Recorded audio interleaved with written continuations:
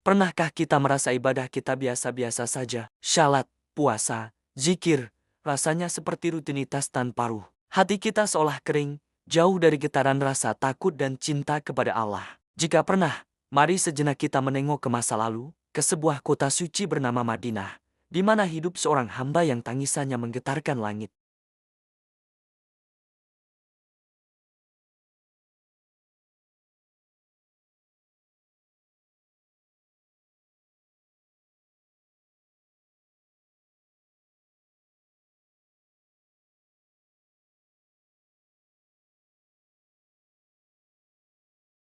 Ia belajar langsung dari para sahabat Nabi yang masih tersisa, seperti Jabir bin Abdullah dan Anas bin Malik.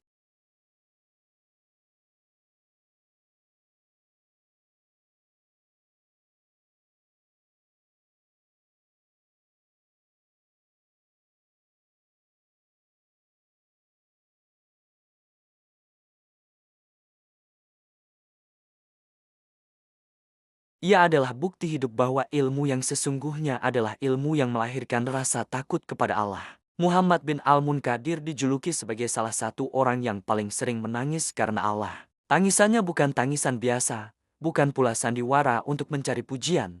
Tangisannya lahir dari hati yang begitu peka. Ia menangis karena takut akan dosa-dosanya yang mungkin ia lupakan. Ia menangis karena khawatir akan akhir hidupnya, apakah akan berakhir dengan baik atau buruk. Dan yang paling membuatnya gemetar adalah membayangkan saat harus berdiri di hadapan Allah tanpa bekal yang cukup. Baginya, rasa takut kepada Allah bukanlah beban, melainkan nikmat terbesar. Ia pernah berkata, dengan rasa takut itulah seseorang dijaga dari jurang kemaksiatan. Rasa takut itu adalah rem yang pakem, yang menghentikan langkahnya setiap kali godaan datang. Dalam ibadah, kesungguhannya luar biasa. Malam-malamnya dihidupkan dengan salat yang panjang, khusyuk, dan penuh penghayatan. Lisannya basah dengan tilawah Al-Quran, bukan sekadar membaca, tapi merenungi setiap ayatnya.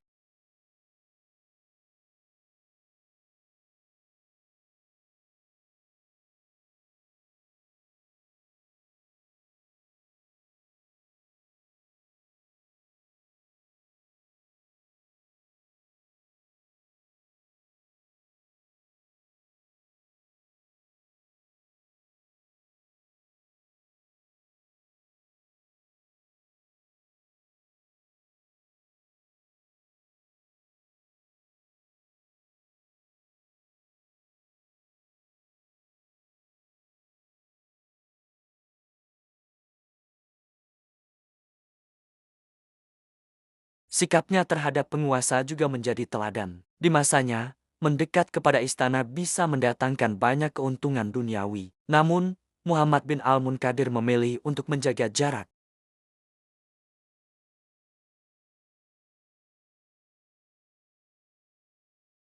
Ia khawatir jika terlalu dekat dengan kekuasaan, ia akan terbiasa dengan kemewahan dan mulai diam ketika melihat kebatilan. Ia sadar betul, banyak orang yang awalnya mendekati penguasa dengan niat baik untuk memberi nasihat, tapi akhirnya justru terbawa arus dan kehilangan idealisme.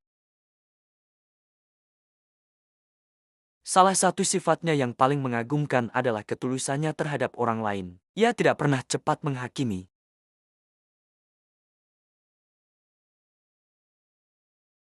Reaksinya adalah rasa takut pada dirinya sendiri. Ia segera berdoa, "Ya Allah, jangan Engkau uji aku dengan dosa yang Engkau tampakkan pada orang lain." Sikap ini mengajarkan kita tentang pentingnya berbaik sangka dan mendoakan kebaikan bagi sesama, bukan malah menyebarkan aibnya.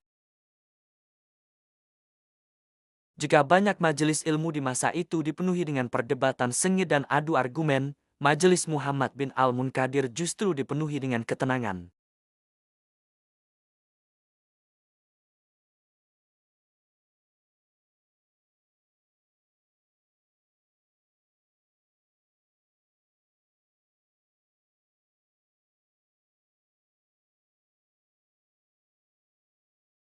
Menjelang akhir hayatnya, tangisannya semakin menjadi jati. Orang-orang di sekitarnya bertanya, apa yang membuatnya begitu takut? Jawabannya sungguh mengguncang jiwa. Ia berkata, yang membuatku takut bukanlah dosa-dosa yang aku ingat, tapi dosa-dosa yang telah aku lupakan. Kalimat ini menunjukkan betapa dalamnya murakabah beliau, perasaan selalu diawasi oleh Allah. Ia khawatir ada dosa kecil yang ia anggap remeh atau bahkan sudah ia lupakan, namun dosa itu tercatat rapi di sisi Allah dan akan menjadi pemberat timbangan keburukannya kelak. Muhammad bin Al-Munkadir akhirnya wafat di kota yang sangat ia cintai, Madinah. Ia tidak meninggalkan warisan berupa harta yang melimpah. Ia tidak meninggalkan jabatan tinggi atau karya tulis berjilid-jilid. Warisan terbesarnya adalah sebuah teladan. Teladan tentang bagaimana seorang hamba seharusnya hidup dengan hati yang senantiasa terhubung dengan Robnya. Namanya abadi, terukir indah dalam kitab-kitab sejarah sebagai contoh nyata seorang hamba yang hidup dengan keikhlasan sejati. Kisah beliau adalah pengingat bagi kita semua. Di tengah hiruk-pikuk dunia yang seringkali membuat kita lalai, mari kita coba hidupkan kembali hati kita. Mari kita belajar untuk menangis karena takut kepada Allah, bukan karena urusan dunia. Mari kita belajar untuk tulus kepada sesama, bukan cepat menghakimi. Semoga Allah merahmati Muhammad bin Al-Munkadir dan mengumpulkan kita bersamanya di surga kelak. Terima kasih sudah menyimak. Jika video ini bermanfaat, jangan lupa untuk like, share, dan subscribe channel ini agar kita bisa terus belajar bersama. Sampai jumpa di video selanjutnya.